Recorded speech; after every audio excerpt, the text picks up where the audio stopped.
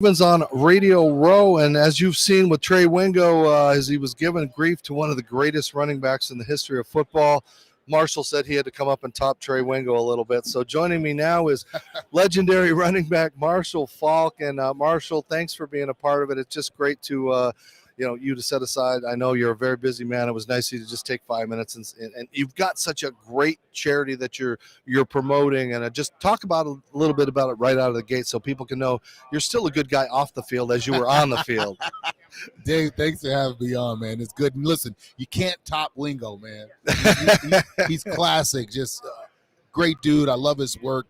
But yeah, I'm here with Drug Free World Foundation, and basically what we do is we give people information and education about the effects of drugs. And most people, when they hear that, they think immediately street drugs, but it's also prescription drugs. People abuse and they use, and they don't know where to go to get help. We have free courses, free information, and we tell people go to drugfreeworld.org and get the classes, take the classes, learn about the information. You may not only save your life, but maybe you'll save someone else's life too. And it's critical to start at that age because, they see all the influencers like you guys, and if they can hear a good speech and a good positive thing that you're doing, then maybe it'll help make a difference, because with the opioids and everything that's going out there, there's a lot of bad stuff these kids can have easy access to. Yeah, and to be real, like drug use is being sensationalized. It's like, it's cool, it's hip. Like, oh, I'm hip if I use drugs. And that's what you think until you find yourself addicted and in need of, and not being able to function without. So what we continue to do is we just continue to provide that information and education. We don't want to change the narrative or shape people's lives. We just want them to make better decisions, and having the education to do it is how you do everything. That's such a great thing. One more time for that, your website, drugfreeworld.org. drugfreeworld.org. Again, Marshall Faulk doing such great things. Well, you're here. It's old school.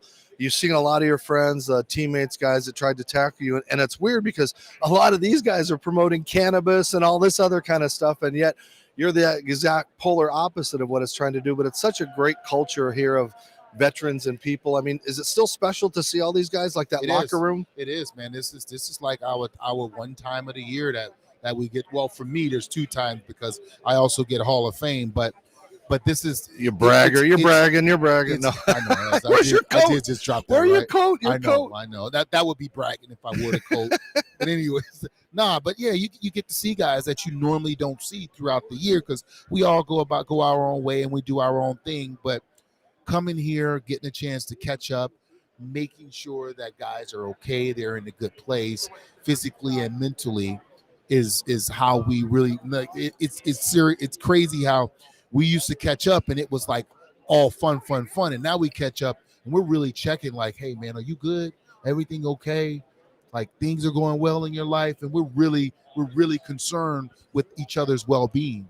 And speaking of well-being, disappointing that the league has taken its turn. And I don't want to put you on the spot, but we're seeing all these coaching positions go to a certain demographic.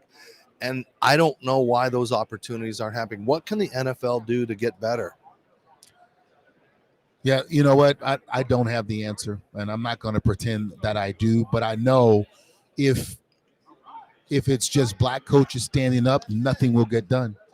Some of the white head coaches, some of the white position coaches, in solidarity, they have to stand up with the black coaches and advocate for change.